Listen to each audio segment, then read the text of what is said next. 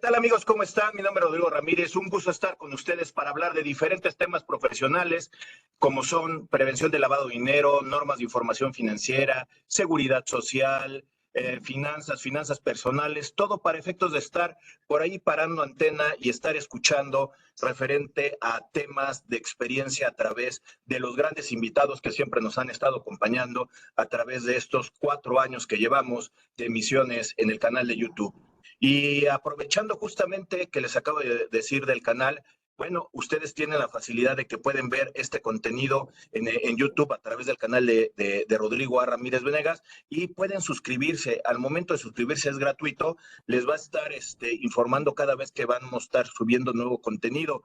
Así es que si ustedes también nos pueden ayudar poniendo sus comentarios en la parte de abajo, poniéndole un like, compartiendo los videos, ayudaría mucho para estar dentro de los parámetros de las redes sociales y que nos puedan estar sugiriendo a diferentes personas que puedan estar interesados en los diferentes temas que hemos estado subiendo a lo largo de la vida de este canal de YouTube.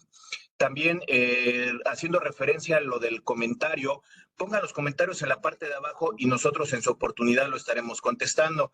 Esto debido a que en el momento que nosotros estamos grabando, en el momento que se está publicando, seguramente tú lo estás viendo en otro día, en otro horario, que esto es gracias a la magia de las redes sociales, a la magia del internet, que se queda almacenado la cuestión del documento. Así es que pongan los comentarios y en su oportunidad nosotros lo estaremos contestando. También en la parte de abajo sugieran los temas y haremos lo posible para traer amigos especialistas en el área para hablar de ese tema que nos está sugiriendo. Y si también te puedes dar un poquito de tiempo, bueno, ve todo el contenido que tenemos en el canal y también estamos en Facebook, estamos en LinkedIn, estamos en Instagram, estamos subiendo contenido diferenciado para que tú puedas tener información y las ligas para poder llegar a estos videos. Y si tú lo prefieres, nada más la versión audible, lo tenemos versión podcast, que sería que nos puedan buscar en Spotify, iTunes, Google Podcast, Amazon Music, que estamos subiendo el contenido para que si tú solamente puedes escucharnos, está esa versión, y si tienes un poquito más de tiempo, puedes vernos y escucharnos a través de la cuestión de los videos. Jóvenes, dicho lo anterior, ahora sí vamos a entrar en materia. Como ustedes vieron en la presentación del video, vamos a estar hablando de la NIF, que sería B3, el estado de resultados integral, y realmente el título que quisimos abordar sería el estado de resultados integrales. Para efectos de esto, bueno, el día de hoy nos acompaña una gran amiga que ahorita haré la presentación con su nombre, pero primero déjenme compartirles parte de su currículum vitae. Ella es contadora pública certificada del Instituto Mexicano de Contadores Públicos desde el año del 2009. Es egresada de la Universidad Tecnológica de México y en el año 2011 concluyó el programa de la maestría en contaduría a través del ITAM. Ha cursado diplomados en el ITAM referentes a medición de desempeño corporativo, fusiones, adquisiciones, escisiones corporativas, IFRS, finanzas corporativas y en la UNITEC el derecho fiscal. Leti inició su carrera profesional en el área de auditoría externa y ha participado en programas de movilidad internacional por el año 2020, de 2000 al 2002. En su ámbito docente ha colaborado con la Universidad Iberoamericana, el ITAM, el ITEM, impartiendo materias a nivel licenciatura, entre ellas auditoría avanzada, contabilidad internacional, contabilidad de partidas especiales, contabilidad financiera, reportes financieros internacionales, control y desarrollo de negocios y maestría, materias como contabilidad de dirección. También ha impartido módulos en sesiones de diplomados en la Escuela Bancaria y Comercial, la EBC, en el Colegio de Contadores Públicos de México y en el ITAM, con diferentes tipos de materias en cada una de estas instituciones. Además, ha sido impartido diferentes cursos a nivel nacional y en capacitadoras reconocidas por el Colegio de Contadores Públicos de México y de la Asociación Mexicana de Contadores Públicos del Distrito Federal. Es socia del colegio desde el año 2002 y ha participado en la Comisión Técnica de Investigación e Información Contable durante el año 2017 y como asesora de la Comisión de Ética y Responsabilidad Profesional. Como les comentaba, ella es la contadora pública certificada Leticia Centeno Juárez. Leti, ¿cómo estás? Hola Rodrigo, ¿cómo estás? Muy buenos días, tardes, noches a quienes estén observando este video en este momento o que lo observarán un poquito más tarde. Muchísimas gracias Rodrigo por la bienvenida. Gracias. Oye, Leti, para entrar en materia, porque a mí me encanta mucho el estado de resultados integral, porque cuando yo empiezo a dar este tema, normalmente les digo a los participantes, a los alumnos, la vida ha cambiado desde que a mí me lo enseñaron en la escuela. En la escuela me decían ingresos, costos y gastos, los vas adecuando de acuerdo a la necesidad del usuario y lo vas presentando en el estado de resultados. Pero ya cambió hasta el nombre y más por la cuestión de las conceptualizaciones. Para poder entrar en materia y como un antecedente, Leti, ¿qué podríamos entender por el estado de resultados integral? Bueno, Rodrigo, como muy bien mencionas, ¿no? Pero ya tiene esto obviamente tiempo, ¿no? Desde el 2013 que entra en vigor esta norma de estado de resultado integral, cambia el nombre de estado de resultados a estado de resultados integrales, porque se incorporan a este estado unas partidas, ¿no? Que más adelantito vamos a platicar quizá un poquito más de ellas, pero que se conocen como otros resultados integrales. Entonces, de la utilidad neta, que es como originalmente, ¿no? Donde terminábamos en estos resultados, vienen otros resultados integrales y la suma de la utilidad neta con estas otras partidas, que son los famosísimos ORIs, es como llegamos al resultado integral, ¿no? Y esta forma de presentarlo, pues viene, ya decíamos, desde que la norma, la mexicana, entró en vigor en el 2013, ¿no? Ya llevamos casi 11 años con ella, ¿no? Entonces, eso es, digamos, uno de los cambios más importantes que hubo en su momento en relación con este estado. Pero como tú muy bien dices, es un estado súper importante y es un estado que en esencia tampoco ha cambiado en términos de que nos sigue mostrando el desempeño financiero de la entidad, ¿no? Entonces eso es como lo que me gustaría a mí resaltar. Sigue siendo en su esencia lo mismo, tuvo obviamente una adición de estos otros resultados integrales, pero sigue mostrando la esencia que es el desempeño de la entidad. Y fíjate que comenta sobre la referencia del año 2013 y yo también le sumaría una referencia del año 2018 porque a nivel México se han incorporado muchas normas que tienen que ver con una visión de instrumentos financieros que si bien al efecto del estado de resultados se puede ver con ajustes al valor razonable, se puede ver la medición a valor razonable o de intereses de algunos instrumentos financieros, también pudiéramos decir que hay una evolución en arrendamiento en el año 2019 que tienen impacto en resultados, en cómo registramos el arrendamiento operativo y adicional lo que tendremos en el año 2018, incorporación en México de la norma D1 y D2, ingresos por contratos con clientes y costos por contratos con clientes. Y le podría sumar algo que ahorita también estabas medio ventaneando, que sería lo que sería la estructura del estado de resultados integral con operaciones continuas y operaciones discontinuas con una NIF B11 que se incorpora para efectos de presentación a este estado financiero, Leti. Sí, claro, totalmente de acuerdo, ¿no, Rodrigo? Quizá un poquito también lo que podríamos empezar a mencionar es que eh, la norma mexicana lo que nos dice, oye, empecemos porque tienes dos opciones para presentar los estados, ¿no? Uno es, como conocíamos, partes de ventas, ¿no? Costo de ventas, etcétera, bla, bla, bla, y llegas hasta la utilidad neta. Y si quieres parar ahí, a este estado le tendrás que llamar como antes se llamaba el estado de resultados.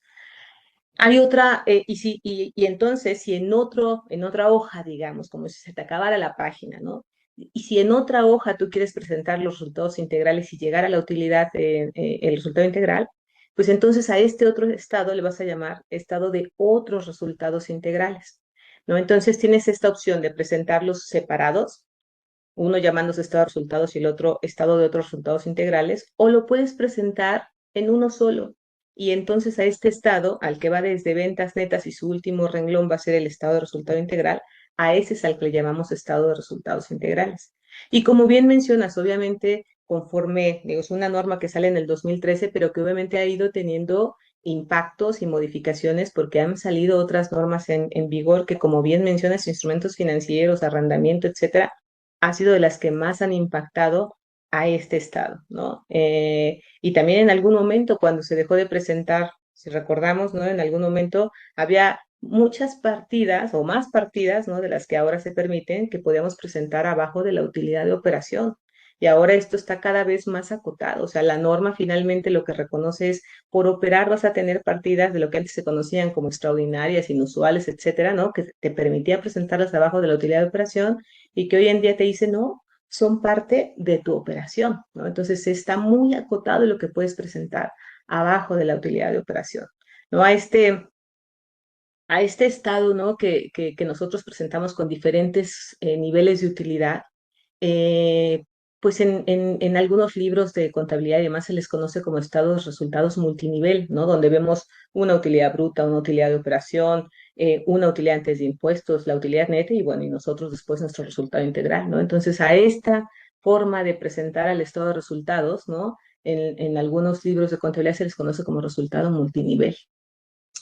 Y fíjate que me gustó mucho lo que acabas de decir, la forma de presentación de multinivel, porque este tipo de normatividad es como lo presentamos. También me gusta muchas veces compartirlo, que nosotros como hacedores de la información financiera, los que hacemos la técnica contable, del reconocimiento contable, evaluación, presentación y revelación, lo que estamos haciendo es un mecanismo de comunicación al usuario de la información para que él llegue y tome decisiones. La mejor forma de poderlo presentar es sobre una base consistente y lógica para la cuestión del estudio. Y creo que lo que acabas de decir, el identificar toda la parte de la operación arriba, incluyendo las partidas extraordinarias, ordinarias, y después estas operaciones discontinuas, las ORIs, y después al llegar al resultado integral, yo creo que también necesitamos, aparte de estar actualizados nosotros como hacedores de la información financiera, es darle a entender al usuario la importancia de que él conozca la presentación de ese estado financiero para que le pueda sacar provecho. Claro, y como ahorita, por ejemplo, que mencionas, ¿no? El objetivo, a mí siempre cuando doy algún curso me gusta mucho mencionar que el objetivo, por ejemplo, de presentar este renglón que se llama operaciones discontinuadas, ¿no? En el estado de resultados, que surge cuando una entidad va a vender, abandonar, etcétera, una línea de negocios, subsidiaria, segmento geográfico, etcétera que sea relevante para la entidad. Siempre hay que tener en mente esto relevante, ¿no? Entonces viene esta presentación que a mí me gusta decirles que es como si obviamente tú tienes el estado de resultados de esa división subsidiaria, etcétera, y tienes sus ingresos, costos, gastos, o sea, tienes su estado de resultados, es como si comprimieras ese estado de resultados de esa división, segmento de negocio, etcétera, en un solo renglón.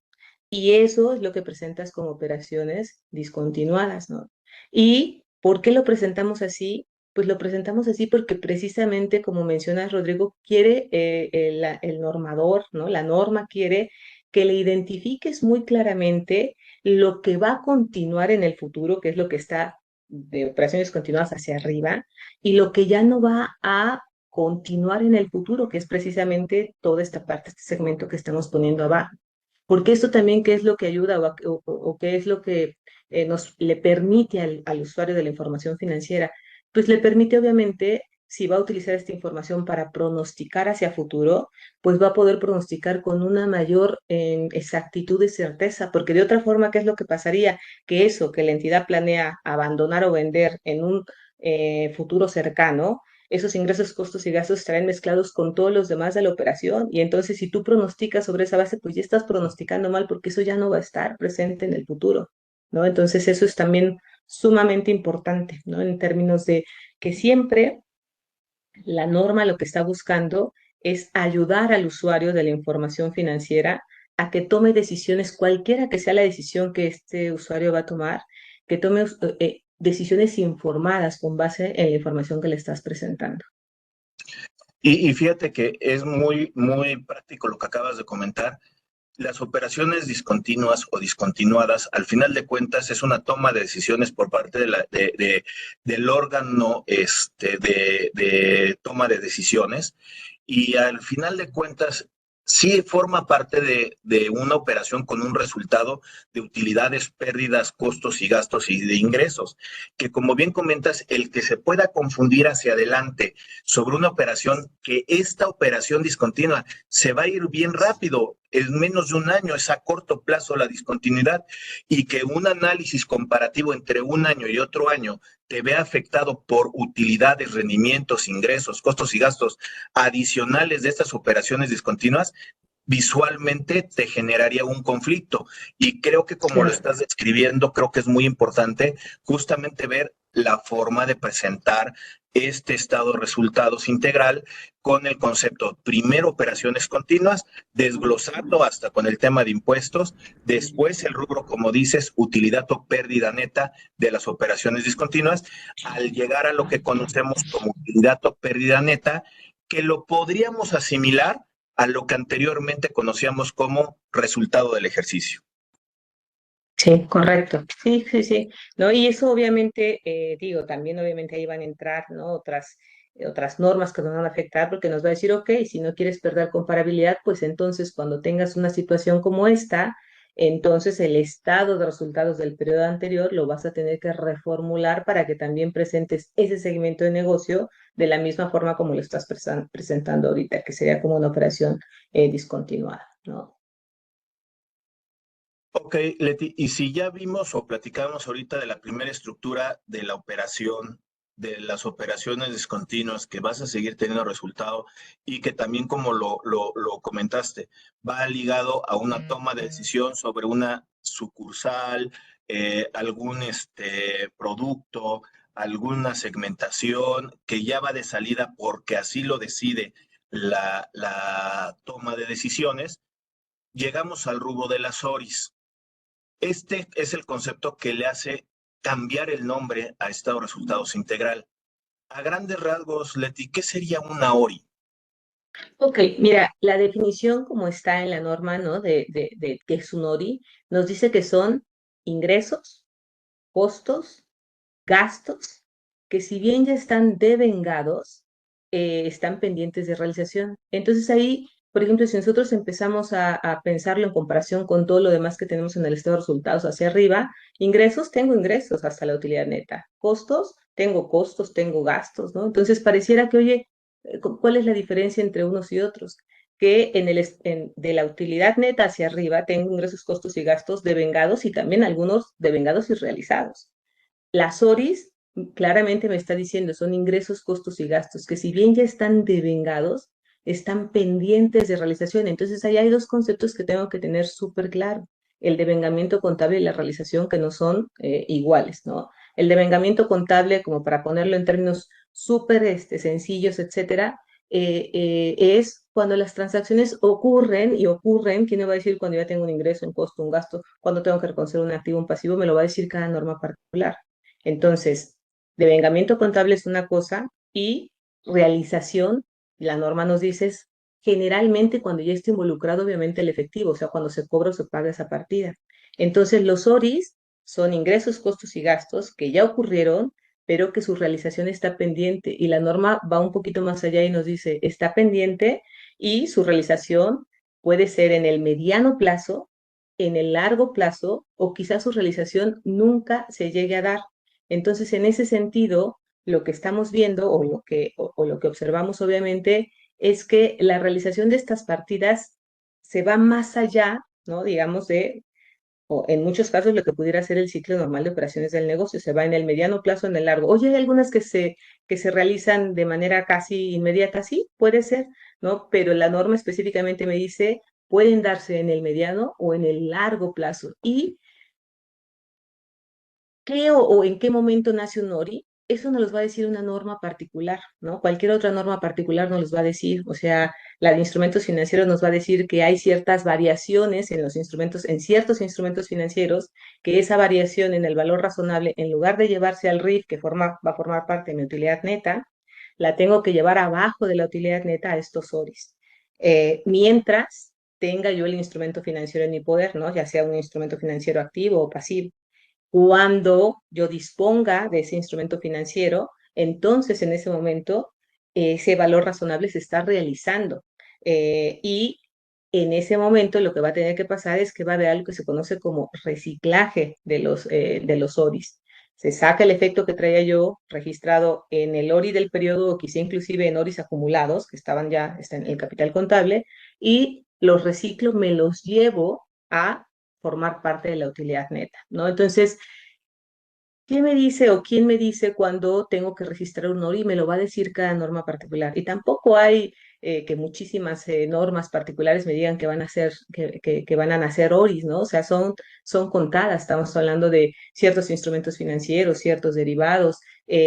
Obviamente, D3 también me dice que va a haber ORIs, etcétera. Entonces, son normas muy, muy particulares y acotadas las que me van a indicar el nacimiento de estos ingresos, costos y gastos que se registran originalmente abajo de la utilidad neta y que cuando se realizan, entonces viene un efecto de reciclaje para que pasen a formar parte de la utilidad neta. Fíjate que justamente quería poner ese caso de la D3 que acabas de comentar, porque ese es el clásico ejemplo de que sí existen las ORIs, que como dices, son muy contadas las ORIs, pero de que existen las ORIs se puede ver perfectamente en el efecto del D3 en partidas de posempleo. ¿Cuál es? Es el famoso pasivo laboral, el que nos hace el cálculo actuarial, en el cual nosotros estaremos pensando que lo vamos a realizar, lo vamos a pagar en unos 10, 15, 20 años.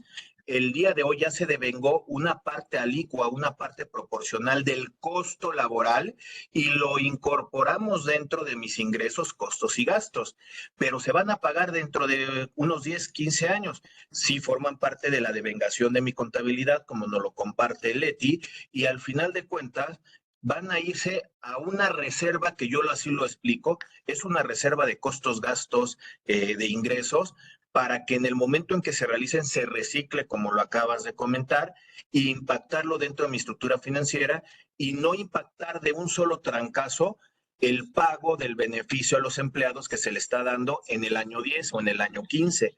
Pero ahí está el ejemplo muy práctico, Leti, como lo acabas de comentar, tanto en instrumentos financieros como en una norma de pasivo laboral, que sería beneficios a los empleados, en la existencia de la cuestión de las OIs.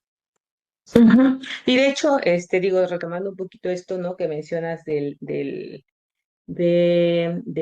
pasivo laboral, ¿no? Las ORIs en el pasivo laboral surgen de un concepto que forma parte o va a formar parte del costo neto del periodo, finalmente, ¿no? Pero que se conoce como remediciones. Y en última instancia va a estar impactado ahí estas remediciones, pero cuando nacen, cuando surgen estas remediciones, y ahorita platicamos un poquitito de que en términos muy, muy, muy concretos que son o muy, muy sumarizados, pero cuando estas remediciones nacen, la norma mexicana te da la opción de decir, oye, ¿qué quieres hacer con este impacto de la remedición? ¿Te lo quieres llevar al costo neto del periodo de entrada en el momento en el año en que están haciendo o te lo quieres llevar a los otros resultados integrales y luego lo vas a ir reciclando al costo neto del periodo que va a formar parte de la utilidad neta conforme la vida laboral remanente promedio de los empleados? ¿No? Entonces ahí hay una selección de parte del preparador de la información financiera. ¿Me lo llevo impactando al costo neto del periodo en el año o me lo llevo a los ORIs? Y entonces, poco a poco, como dice Rodrigo, esa partecita que me lleva a los ORIs va a ir impactando la utilidad neta, específicamente el costo neto del periodo, conforme se vaya dando o de acuerdo a la vida laboral remanente promedio de los empleados, ¿no? Entonces, sí, ese es un ejemplo súper típico, ¿no? De los ORIs, del nacimiento de ORIs y de este concepto de reciclaje, ¿no? Que en nuestra norma mexicana, todos los ORIs, todos absolutamente, van a tener que reciclarse a la utilidad neta en algún momento. En la norma internacional no es así. Para la norma internacional hay ciertos ORIs que no necesariamente van a pasar a impactar la utilidad neta, sino que directamente van a formar parte de los resultados acumulados en algún momento, ¿no? Entonces, nada más quizá como tener esa en mente eso, esa es una de las diferencias, digamos, entre la norma mexicana y la internacional en relación con estos famosísimos ORIs. Fíjate que es muy importante también lo que acabas de comentar referente a la diferencia con la norma internacional. ¿Por qué la norma internacional estanca algún concepto de OUSIS, que ahí serían lo mismo que las ORIS, pero allá con las OUSIS, en el que genera plusvalía algunas partidas, un valor, una medición de plusvalía, por ejemplo, propiedad, planta y equipo, activos intangibles, que propiamente no pasan por resultados porque todavía no están realizados. Se estancan en el capital como un concepto de ORI y después se van a ir a resultados cuando se realice este Claro. concepto. Y es justamente lo que Ujú. está diciendo de la diferencia entre una norma mexicana y una norma internacional. Al final de cuentas vamos a llegar a lo mismo, sí estamos hablando de eso, pero la forma de cómo presentarlo y obviamente el enfoque internacional, bueno, difiere a lo que tenemos aquí en México, aunque existe un alto grado de convergencia con la norma mexicana. Sí, claro. Y de hecho, o sea, los tres grandes marcos normativos, ¿no? que manejamos, norma mexicana, norma internacional y US GAAP, en los tres marcos normativos existe este concepto de los ORIs, ¿no? Y en los tres, digamos, en términos generales, ¿no? Eh, se tratan de manera muy similar. O sea, hay ORIs, a mí me gusta explicarlo un poquito así como tienes una utilidad neta, que es a la vez en tu estado de resultados, así ves los otros resultados del periodo en el estado de resultados, abajo de la utilidad neta. Ok, en el estado de situación financiera, lo que ves es algo que son los resultados acumulados, que eso trae todas las utilidades netas de periodos atrás hasta la fecha que no han sido repartidas a los accionistas. Entonces, en el estado de resultados ves el resultado del periodo y en el estado de situación financiera ves la acumulación de esas utilidades netas. Igual para los ORIs, en el estado de resultado integral del periodo, ahí vas a ver los ORIs del periodo, los que se generaron en el periodo. Y en el estado de situación financiera lo que vas a ver es la acumulación de esos otros resultados integrales, ¿no? Entonces, ese sería como un poquito equiparando utilidad neta con resultados acumulados, ORIs con ORIs acumulados en el capital contable, ¿no? Y esa presentación es igual en los tres marcos normativos.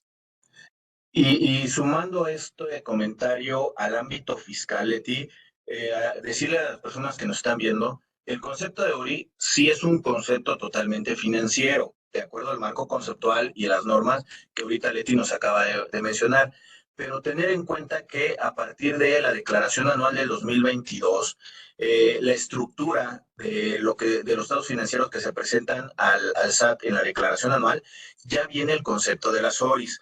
Debemos de entender muy bien el concepto de las ORIs para ver qué es lo que se va a manifestar en este rubro, porque me tocó ver que me preguntaban algunos colegas, amigos, oye, Rodrigo, es que no me cuadra la aritmética con el resultado integral de financiamiento, RIF. Es diferente el RIF al concepto de las ORIs. El concepto de las ORIs es diferente hasta las operaciones discontinuas. Justamente con lo que nos acaba de compartir Leti, tenemos que tener mucho cuidado con las definiciones y saber qué es lo que entra en cada uno de estos pormenores para no tener ningún problema por ahí, Leti. Claro, y como bien mencionas, Rod, quizá siempre tener como muy en mente la estructura de mi estado, ¿no? De resultado integral y decir lo que está obviamente de utilidad neta hacia arriba, ahí voy a encontrar el RIF, ¿no? Después de mi utilidad de operación, ahí va a estar mi RIF y después de la utilidad neta es donde encuentro yo a los ORIs, ¿no? O sea, geográficamente están en dos lugares totalmente distintos.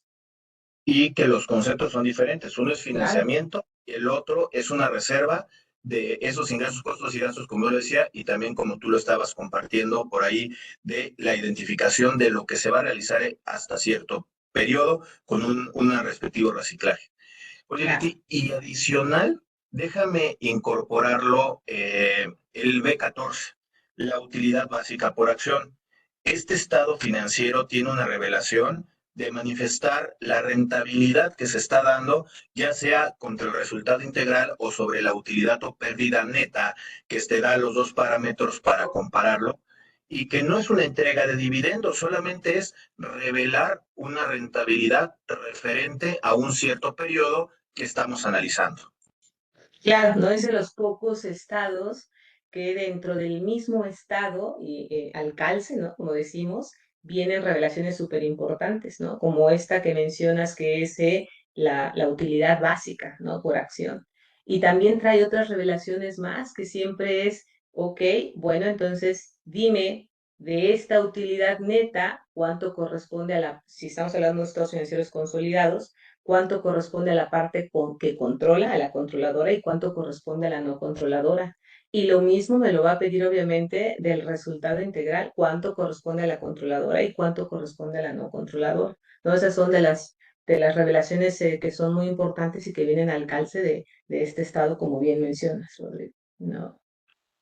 Y que con esto de que hemos estado actualizando la normatividad como parte del CINIF, que son estas últimas normas, de hecho esta norma entró en vigor el 1 de enero de 2023, hace ya más de un año, pero que está viendo una forma de poder entregar la información que también yo la denomino universal, que en cualquier lado del mundo, cualquier persona que trate de ver mis estados financieros, pueda tomar unas decisiones congruentes con lo que yo le estoy comentando. Porque el que yo reporte a través de Bolsa Mexicana, pues bueno, muchas veces hasta me dicen que lo tenga que estar reportando con IFRS o con NIF, con doble I, para efectos de que cualquier usuario de la información pueda analizar mis estados financieros. Y esta modernidad que tenemos con la normatividad y un estado financiero que ha sido cambiante, da el compromiso del contador para poder estar mostrando información de calidad para la toma de decisiones. Claro, y de hecho también esta utilidad por acción es uno de los indicadores al que realmente están como muy atentos, ¿no? Los que analizan estados financieros y demás. Es una de las métricas que de alguna forma trata como de resumir, ¿no? Y decir, ok, ¿no? Este es como el rendimiento que le tocaría al accionista, ¿no? Es lo que te tocaría del pastel, es lo que le tocaría a cada uno. Entonces, obviamente que es una métrica como muy monitoreada, ¿no? De ver si sube, si baja, etcétera. Entonces, sí, totalmente de acuerdo, Rodrigo.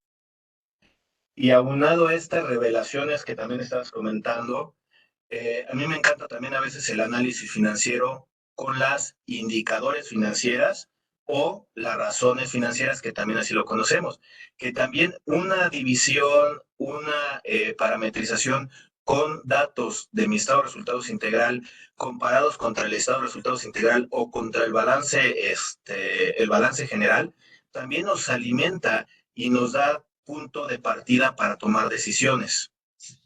Claro, ¿no? Este estado es fuente, como dices, de muchas métricas de rentabilidad, ¿no? A diferentes niveles, de eficacia operativa, si lo combinamos con ciertas cifras, obviamente, del balance, ¿no? Sacamos, obviamente, en términos de eficiencia operativa, días de inventario, de cuentas por cobrar, de mis proveedores, etcétera, ¿no? Rentabilidad a nivel de, oye, ¿qué tan rentable soy desde la perspectiva de la utilidad bruta con un margen bruto o un margen de operación o un margen neto, etcétera? ¿No? O sea, es un estado, como los otros estados, sumamente rico en cuanto a la información que nos proporcionan, ¿no? A los usuarios o como lectores de estos estados. Muy, muy, muy, muy rico.